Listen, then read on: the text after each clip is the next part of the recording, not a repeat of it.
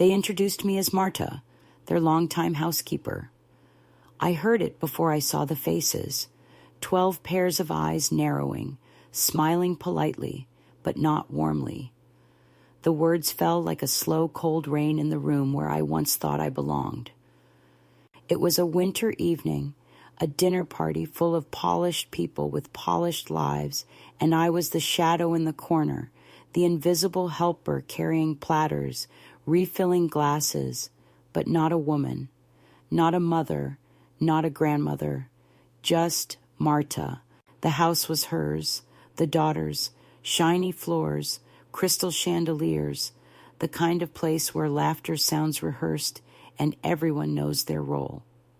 But here I was, wearing a borrowed apron and a quiet ache that no one bothered to notice. My hands trembled slightly as I set down the last dish, and I heard the soft murmur of a guest asking, "Is she the help?"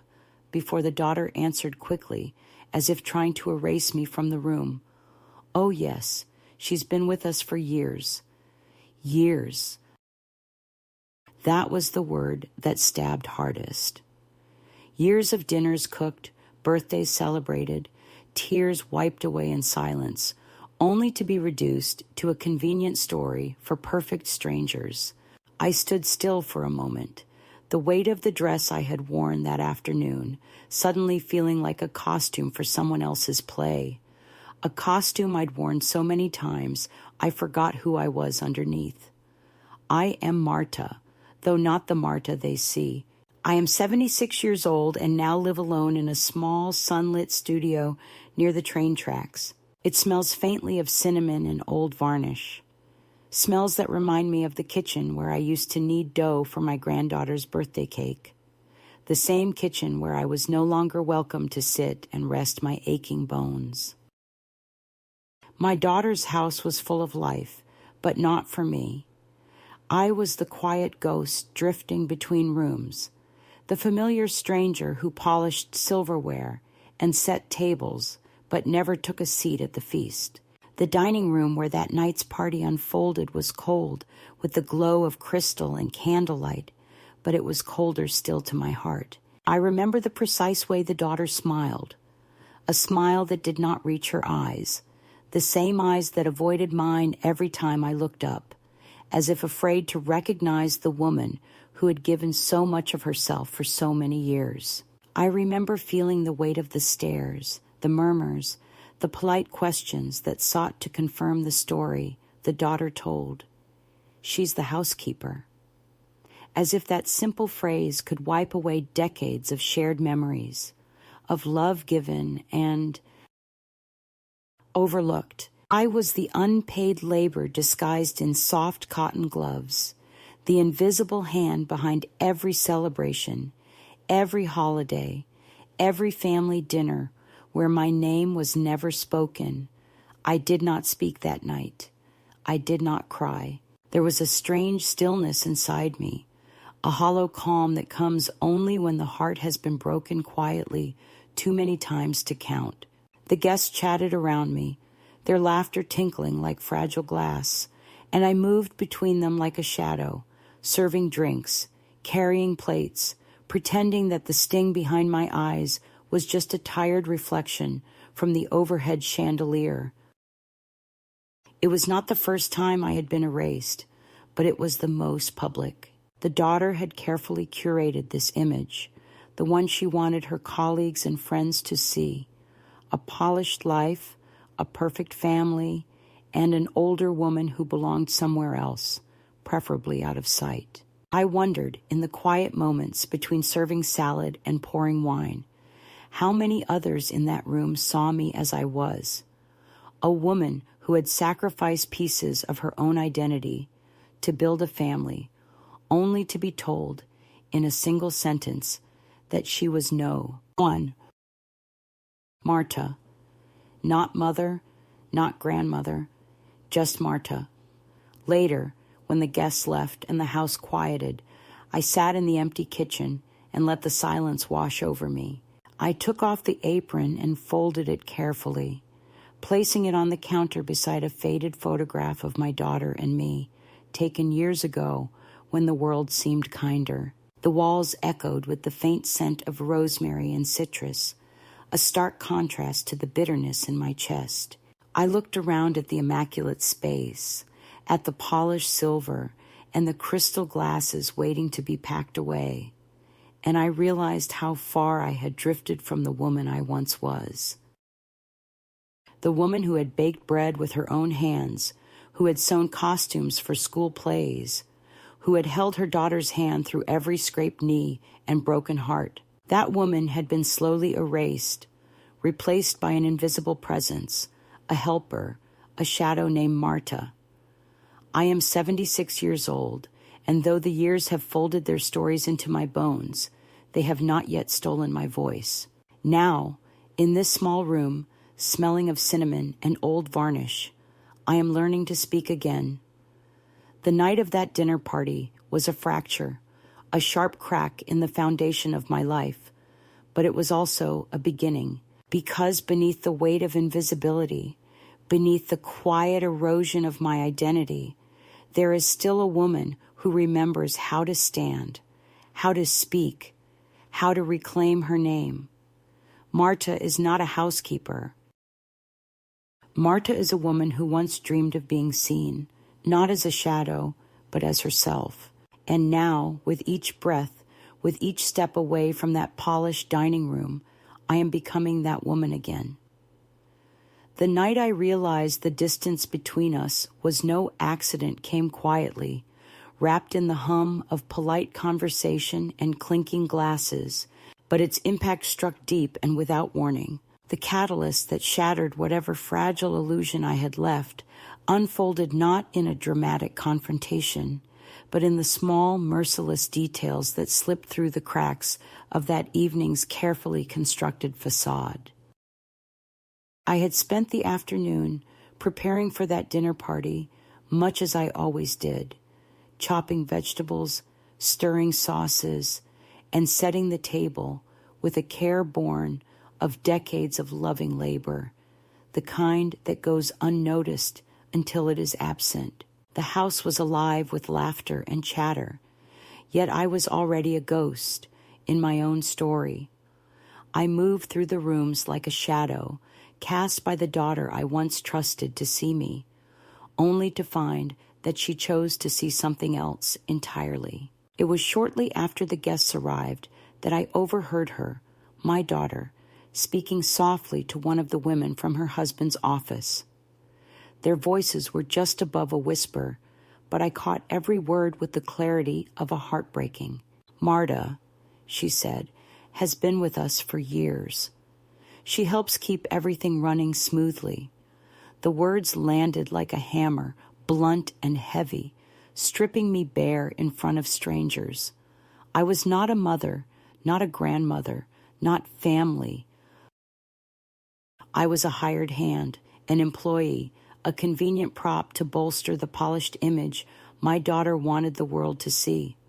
The woman I had raised, nurtured, sacrificed for, was now willing to trade my name for a role that erased my existence. The realization hit me fully when a guest, one of the men from the firm, turned to me directly and asked, "How long have you worked here, Marta?" The question was innocent enough on the surface, but beneath it lay an assumption that stung sharper than any rebuke. I forced a smile, the kind of smile that hides the tremor in your hands and the ache in your chest, and replied quietly, "For many years. Many years. Years spent cooking, cleaning, caring. Years spent folding myself into the background, while the people I loved celebrated their lives without me. I watched their faces, their polite nods, their quick glances away, and I understood that my story was no longer mine to tell. It belonged to the narrative my daughter crafted, the perfect image she presented to the world at her husband's side. The betrayal was not just in the words, but in the silence that followed. No one challenged her. No one offered me a chair or a kind look. I became a fixture in the room, like the expensive rug beneath my feet, noticed only for its presence, never its value. When the meal began, I served quietly, moving between the tables with practiced ease, but inside I was unraveling. Each polite, "Thank you, Marta," from a guest felt like a reminder that I was a stranger in the house I had helped build. The daughter I once knew seemed distant, her smiles brittle, her eyes darting away when I sought even a flicker of recognition. It was a moment frozen in time, the moment I realized I had been carefully edited out of my own life. Later, when the last guest had left and the door closed behind them with a soft click, I found myself alone in the kitchen, the glow of the overhead light casting long shadows on the walls. The silence was oppressive, filled with the echoes of conversations that had left me behind. I took off the apron, folded it slowly, and placed it on the counter next to a framed photograph of my daughter as a child, her bright eyes full of dreams, her small hand once held tightly in mine. That photograph was a relic of a past where I mattered, where my name was spoken with love and respect. Now it seemed like a memory from someone else's life. The catalyst that night was not a single act of cruelty, but a series of small, deliberate omissions. The absence of my name from introductions, the deliberate avoidance of eye contact, the careful construction of a narrative that erased me. It was a betrayal that unfolded slowly, like water wearing away stone, until there was nothing left of the woman who had once been the heart of that family. I realized that my daughter was not just hiding me from her guests. She was hiding me from herself, from the truth of what I had become in her eyes, a convenient illusion rather than a cherished mother.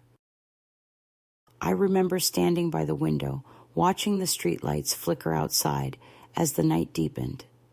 The house felt emptier than ever, even with the warmth of the oven still lingering in the air. I thought of the years I had poured into this family, the meals cooked at dawn, the endless laundry folded in the quiet hours, the sacrifices made without complaint, and I felt the weight of invisibility settle over me like a shroud.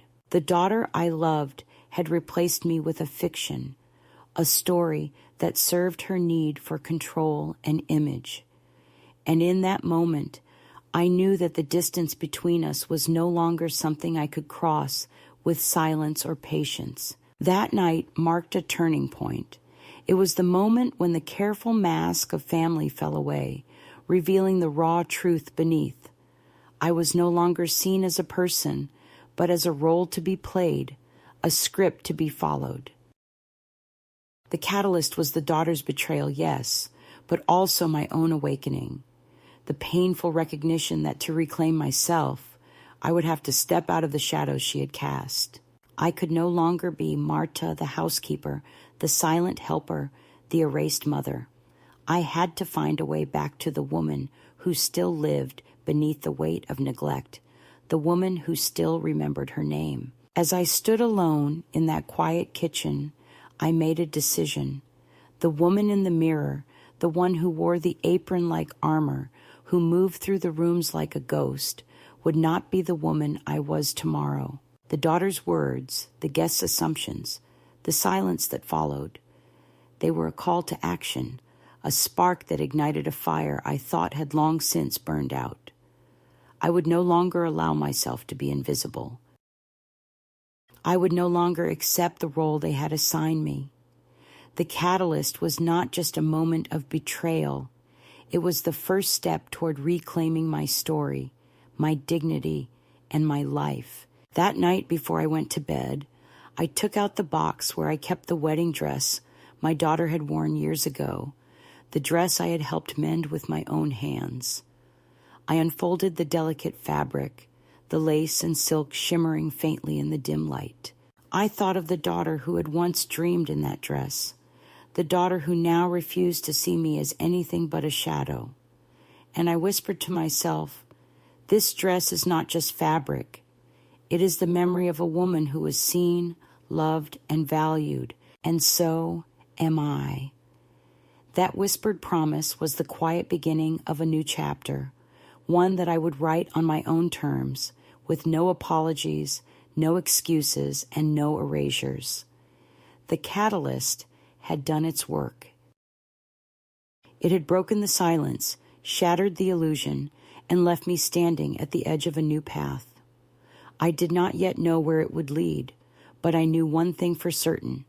I would never again allow myself to be invisible. I would find my voice, my place, and my name, and I would wear that wedding dress, not as a symbol of what I had lost, but as a cloak of the woman I was becoming. After the night of the party, when the words housekeeper still echoed in my mind like a cruel refrain, the slow, relentless shift began. It was not marked by one dramatic moment, but by a series of small, almost imperceptible changes that added up to a chasm I could no longer ignore. The house I had once thought of as my home, the place where I raised my daughter and watched my grandchildren grow, gradually became a place where I was expected to disappear. The photo albums I once filled with snapshots of birthdays, holidays, and quiet afternoons vanished from the shelves, replaced by glossy coffee table books and digital frames, cycling through carefully curated images. My face was missing from the family's history as if I had been erased with the flick of a hand. It started with the names. They stopped calling me Mom or Grandma in public or even in private at times. Instead, I became Marta or the helper, a subtle but piercing shift that reduced my identity to a role, a function.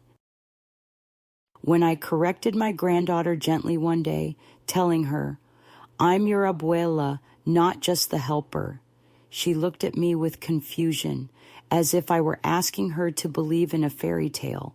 The granddaughter who once ran into my arms and called me Grandma now hesitated at the door, afraid of what others might say, afraid of breaking the carefully constructed illusion her parents wanted to maintain. I saw the flicker of shame in her eyes, and it broke something inside me. The erasure continued in other ways. My clothes, the ones I had chosen for comfort and warmth, were quietly removed from my wardrobe and donated. My favorite sweaters, worn soft from years of use, disappeared, replaced by plain muted colors deemed more appropriate by my daughter. When I protested, she said it was because guests find bright colors distracting, but I knew it was because I had become a distraction. I was no longer the woman who had poured love into this family. I was a complication they preferred to hide. My presence had to be managed, controlled, minimized, until I was no more than a background detail in the story they told themselves and the world. I remember the afternoons spent sitting quietly in the kitchen, watching the family gather in the living room while I was asked to stay upstairs or rest during gatherings. It was a polite way of saying I wasn't welcome in the moments that mattered. I became invisible in plain sight, a ghost tethered to a house that no longer recognized me as its heart. The silence that filled those rooms was not peaceful. It was a vacuum that sucked away my sense of belonging and replaced it with a cold emptiness. I began to question myself. Was I imagining it? Was I overreacting to the subtle glances and hushed conversations? But then came the day I overheard my daughter telling a friend on the phone, "She's just here to help, you know. She doesn't really fit in anymore." The words confirmed what my heart already knew. I was being pushed out.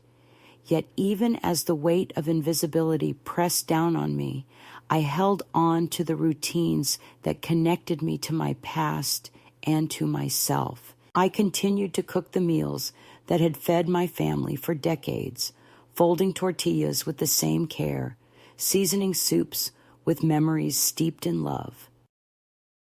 But increasingly, these acts felt like echoes, reminders of a time when my hands shaped not just food, but the fabric of our family life. The kitchen, once the center of laughter and storytelling, became a place where I labored in solitude. My efforts met with polite nods or absent thanks. I was the invisible engine running quietly behind closed doors, fueling a life that no longer included me. The moments of quiet were punctuated by small humiliations that stung deeply because they were so ordinary, so mundane. I was asked to clear the table before the guests had even finished their drinks, told to tidy the living room while others relaxed. Invitations to family outings came with disclaimers. You don't have to come if you're tired, which really meant we don't expect you. Birthdays passed without acknowledgement, holidays celebrated in rooms where my seat was empty or invisible, as if I were a visitor, not the woman who had shaped those celebrations. The house was full, but I was not. There were days when I caught glimpses of myself in mirrors, older, more worn, and undeniably alone. And I wondered how I had come to be so small in a world I had helped create. I thought about the dreams I had shelved long ago, the quiet hopes buried beneath years of caregiving and sacrifice. The daughter I had raised was a stranger now, her smiles polite but distant, her words clipped and guarded. I realized that the housemaid they saw was a fiction they had invented to protect themselves from the messy truth of family, from the uncomfortable reality of a mother who was no longer convenient to their story. In those moments, I felt a fierce longing, not for revenge or confrontation, but for recognition, to be seen again, not as a ghost or a servant, but as a woman with a history, a heart, and a voice. The slow erosion of my place in the family was a pain deeper than any wound, a grief for a life that was slipping through my fingers. And yet, amidst the quiet despair, a small ember of resolve began to glow. I was not ready to disappear completely. The woman who had given everything to this family was still here, still breathing, still waiting for a chance to reclaim her story. I began to spend more time alone, walking the neighborhood, visiting the little park where the children once played, sitting on a bench, watching the world move without me. The seasons changed, the leaves turning gold and then falling, mirroring the slow shedding of the life I had known. But in the turning of the world, I found a strange comfort, a reminder that change was possible, that endings could lead to beginnings. The daughter who had dismissed me was not the only one who could change. I could find a new way forward, a new identity beyond the roles they assigned me. One afternoon, as I sat in the quiet of my room, I opened a box of forgotten things, a collection of old letters, photographs, and the delicate wedding dress my daughter had worn so many years ago. The fabric was soft and worn, yet it held the weight of memories, of promises made and broken. I touched the lace gently, feeling the threads that connected me to a past I was no longer sure I belonged to.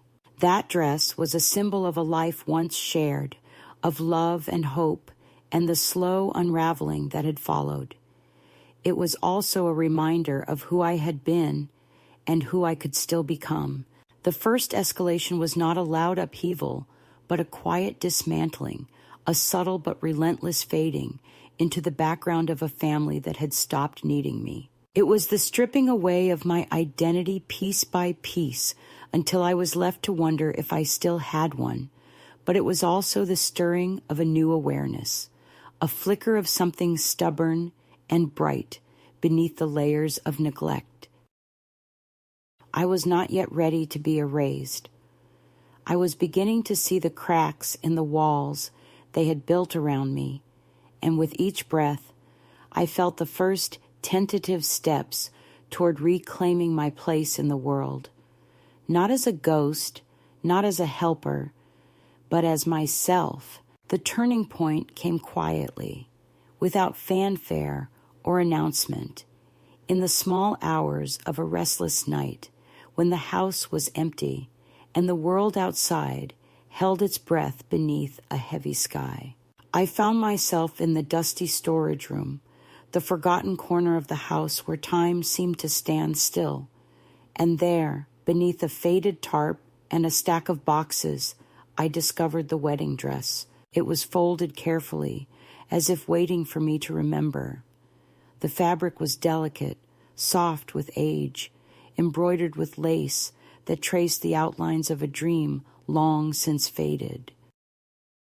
I touched it reverently, the weight of years pressing gently on my fingertips.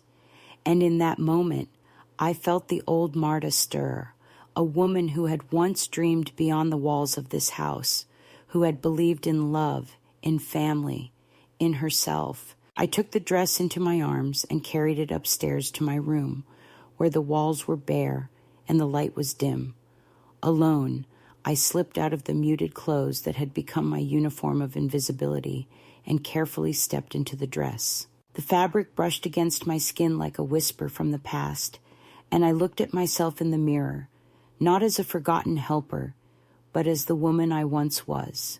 I saw the lines etched by time on my face, the silver threads woven through my hair, but beneath it all was a strength that had never truly left me.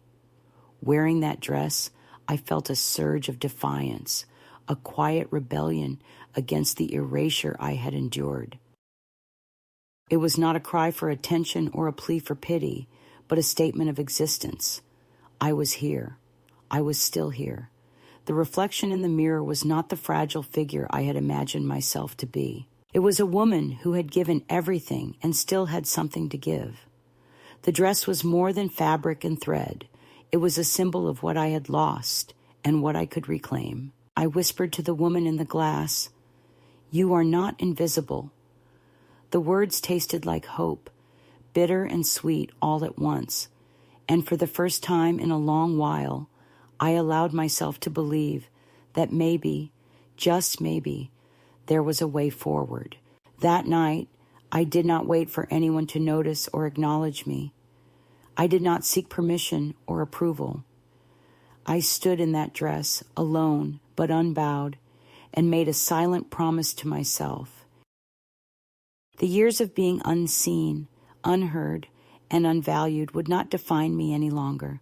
I would find my voice, and I would use it, even if it trembled at first. The dress was my armor and my declaration, a quiet fire burning beneath the surface of a life that had grown too cold. In the days that followed, something shifted within me. The routine of erasure and dismissal continued around me, but I began to move differently through the world. My steps were steadier, my gaze firmer. When my granddaughter called me the helper, I corrected her gently but firmly. When my daughter dismissed my presence at family gatherings, I found a way to be seen, not by confrontation, but by quiet assertion. I no longer moved like a ghost. I moved like a woman who knew she deserved to be in the light. I started small acts of rebellion. I wore the dress's delicate lace as a scarf, a secret reminder of the woman beneath the apron. I cooked with more care, setting the table for myself as much as for others, refusing to be invisible even in the simplest moments. I began to speak up in conversations, offering my thoughts and stories with a voice that, though soft, carried the weight of a lifetime. The house still whispered with the echoes of the past, but I was no longer willing to be a silent shadow in its halls. The shift was not sudden or dramatic. It was a slow unfolding, a steady reclaiming of self that grew stronger with each passing day. I found joy in small things, a walk in the park, the taste of fresh bread, the warmth of sunlight through the window. I reconnected with old friends who remembered the woman I was before the erasure. I reached out to neighbors, began to plant herbs on the windowsill, nurturing life in a space that had felt empty for too long. This was not a return to the past, but a step toward a new future. I was no longer the woman who waited for recognition from those who refused to give it. I was becoming the woman who gave herself permission to be seen, to be heard, to be loved on her own terms. The dress, once a symbol of lost dreams, had become a talisman of possibility. It reminded me that beneath the layers of neglect and silence, there was still a flame burning, a flame that would not be extinguished. I understood then that reclaiming my story would not be easy. There would be setbacks and pain, moments when the weight of invisibility threatened to pull me back into the shadows. But I was ready. I had found a strength in solitude and a courage in quiet defiance. The woman in the mirror was not the same as the one who had been pushed aside. She was stronger, wiser, and ready to face whatever came next. And so, wearing that dress, I began to live again, not for anyone else, but for myself. I began to speak my truth, to claim my space, to walk with a dignity that no one could take away. The midpoint was not just a change in circumstance, but a transformation of spirit. It was the moment when I stopped waiting for others to see me and started seeing myself clearly for the first time in years.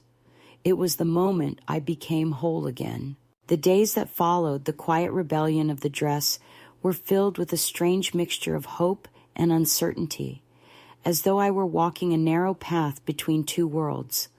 One I was leaving behind, and one I had yet to fully enter.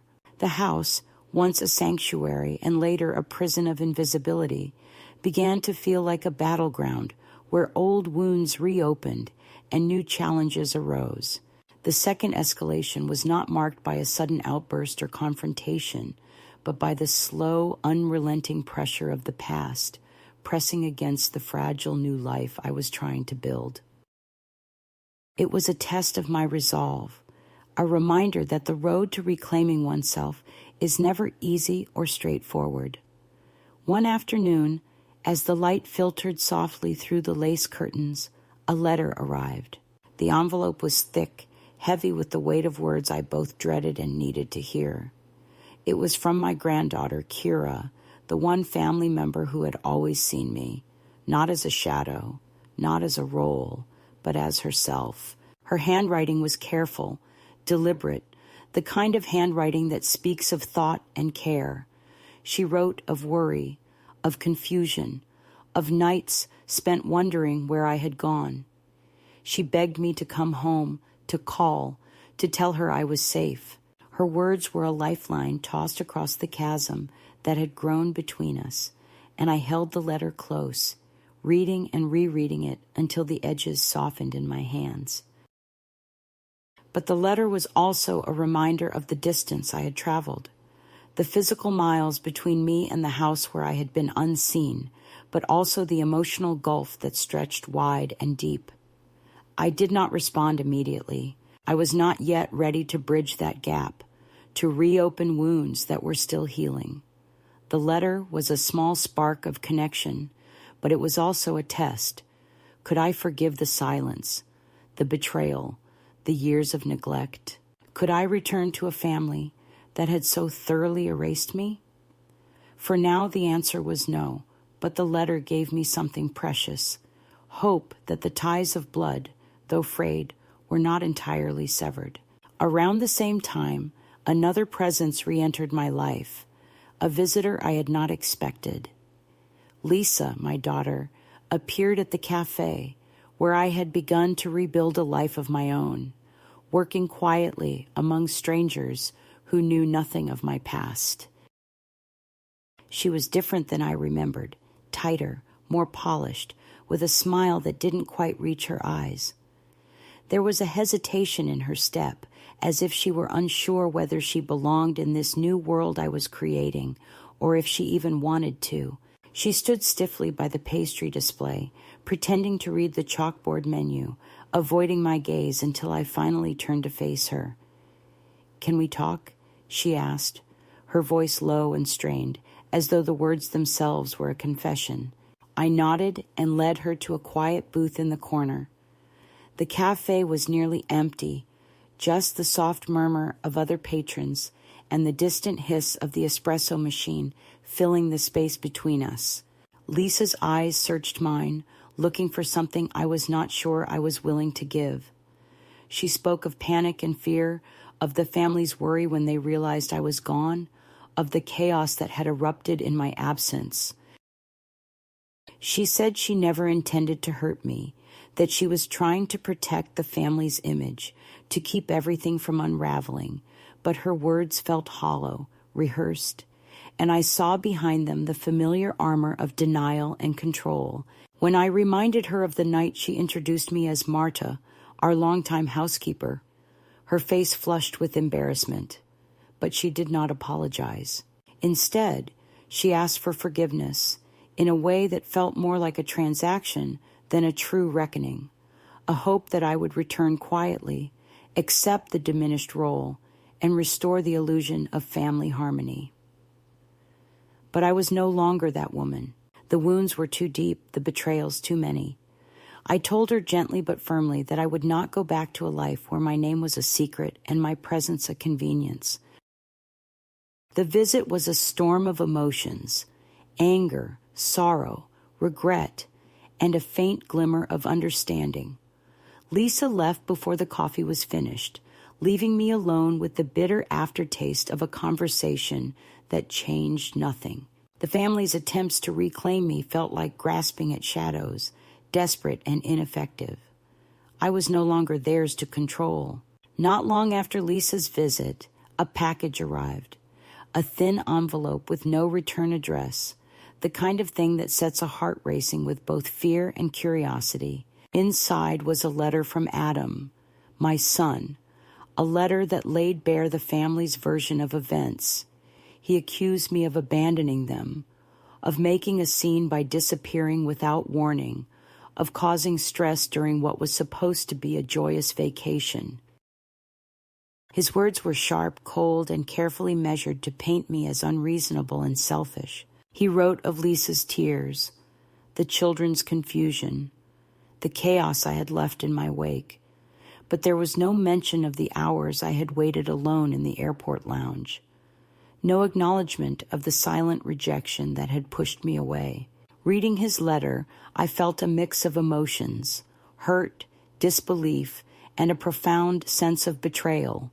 It was as if all the love I had poured into this family was being rewritten as a story of abandonment and tantrums.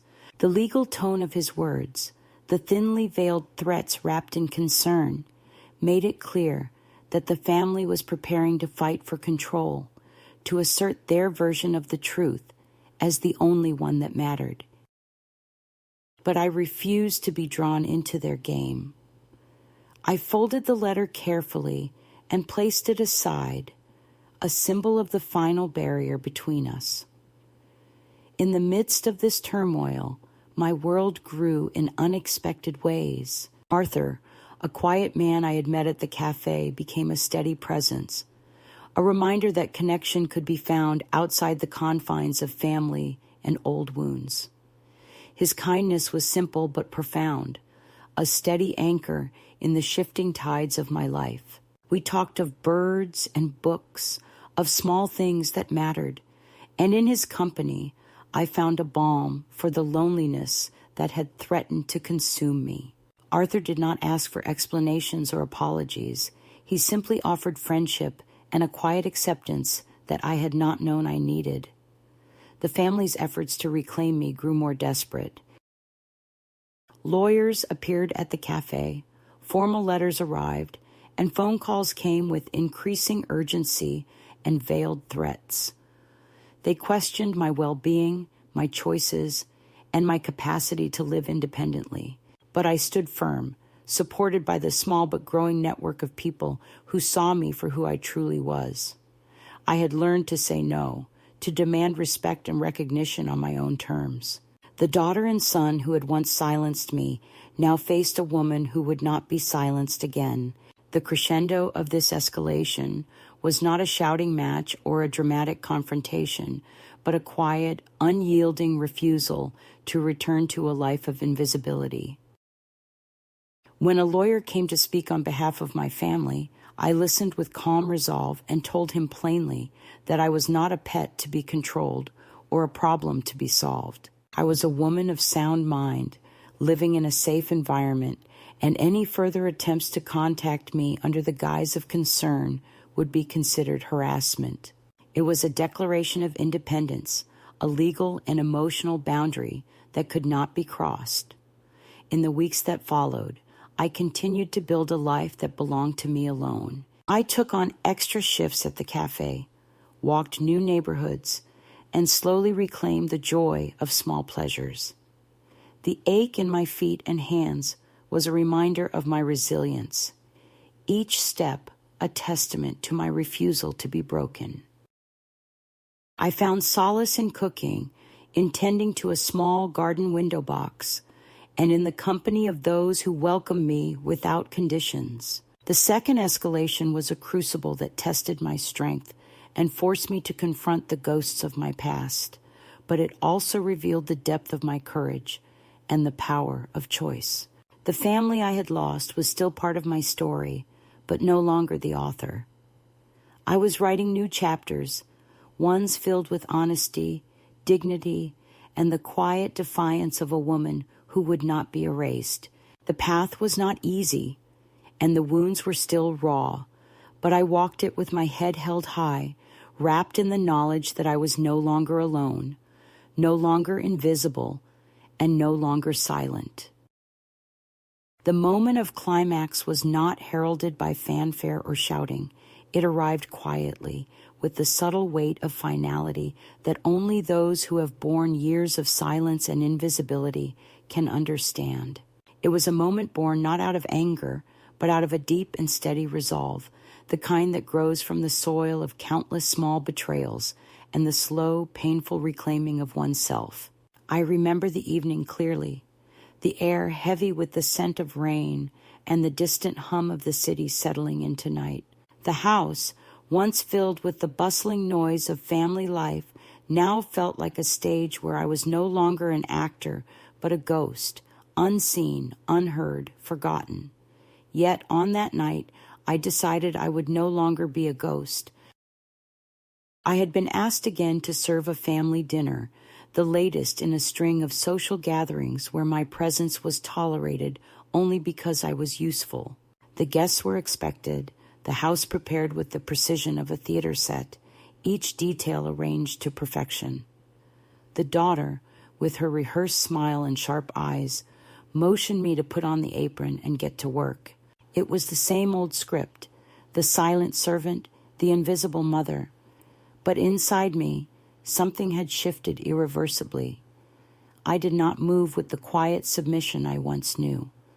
I did not wear the mask of compliance as easily.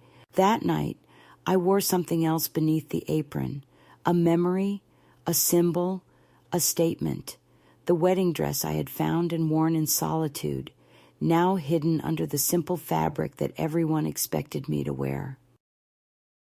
As the guests arrived, the house hummed with polite conversation and laughter, the clinking of glasses and the rustle of fine fabric. I moved through the rooms, carrying dishes with steady hands, serving salads, pouring wine, attending to needs without a word. But unlike before, my heart was not heavy with invisibility. Instead, it was alight with a quiet fire, a flame fed by years of silence, now ready to burn through the veils of neglect. I was no longer just the help. I was a woman reclaiming her dignity, her history, her right to be seen.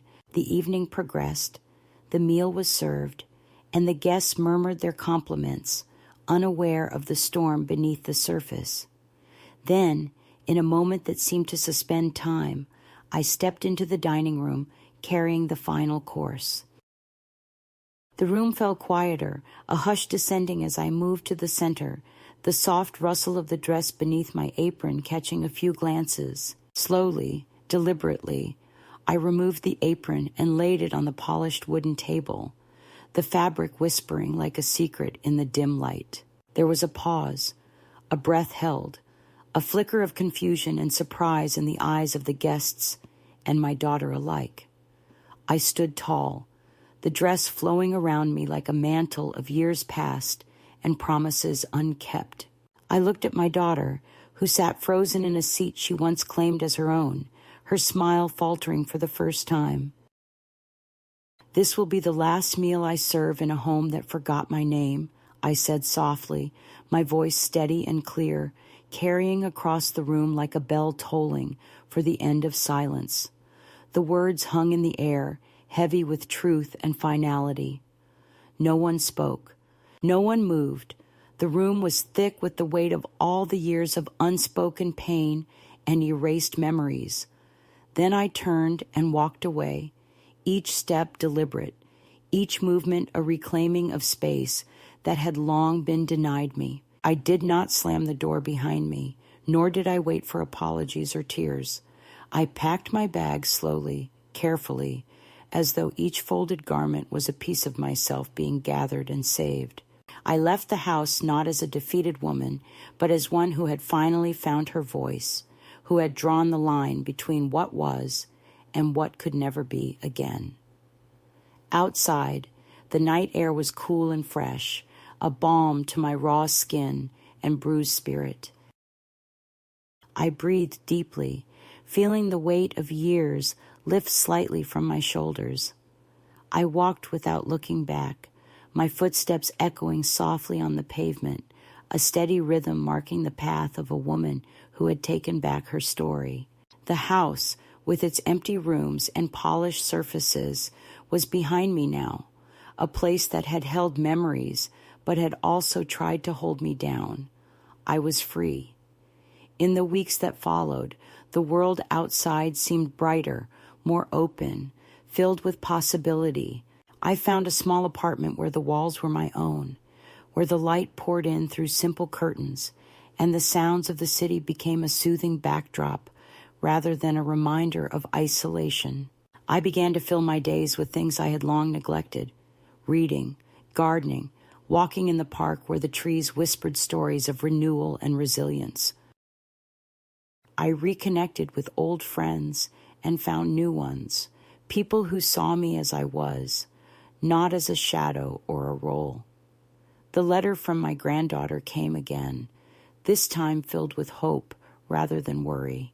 We spoke on the phone, her voice trembling with emotion and relief. She said she missed me, that she wished things had been different, and I told her gently that while the past could not be changed, the future was ours to write. We made plans to see each other, to rebuild bridges that had been damaged but not destroyed. It was a beginning, a tentative, fragile, beautiful beginning. The daughter's attempts to reach me grew more desperate, but I no longer responded with fear or silence. I set boundaries with a calm firmness that surprised even myself. I told her that I loved her, but that I loved myself more, that I would not return to a life where my worth was measured by my usefulness or my silence. She did not understand at first, but slowly, over time, even she began to see that the woman she had tried to erase was stronger than she had ever imagined. The wedding dress hung in my closet, a symbol not of what had been lost, but of what had been found. It reminded me every day that I was not invisible, that I was not forgotten, and that I had the power to define my own story. The climax of my journey was not a dramatic confrontation, but a quiet, irrevocable act of self-assertion, a woman standing in her own light, refusing to be diminished any longer. I was no longer just the helper, the shadow, the forgotten mother. I was myself, whole, proud, and unbreakable. In the quiet aftermath of all that had passed, I found myself settling into a rhythm that was unfamiliar, yet deeply comforting.